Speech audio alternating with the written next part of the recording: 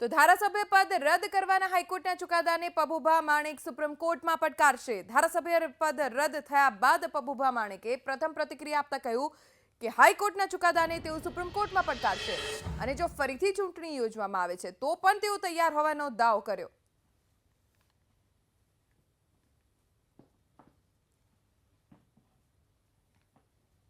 2017ની ચૂંટણી હાઈકોર્ટે રદ કરી છે। માઇનર એક ક્ષતિ હશે કદાચ, અમારા હિસાબે તો નથી, પરંતુ અમે આ ત્યાંથી સંતોષ ન થતા સુપ્રીમ કોર્ટમાં જ અમારું દાખલ કરશું। અમને અહીંયા ચોક્કસ ન્યાય મળશે એટલે અમે સુપ્રીમ કોર્ટમાં ગયા છીએ અને 8મી ચૂંટણી આવે તો અમારી તૈયારી છે। અમે હવે કોંગ્રેસમાં કાંઈ છે નહીં, સફાઈઓ થઈ ગયો છે।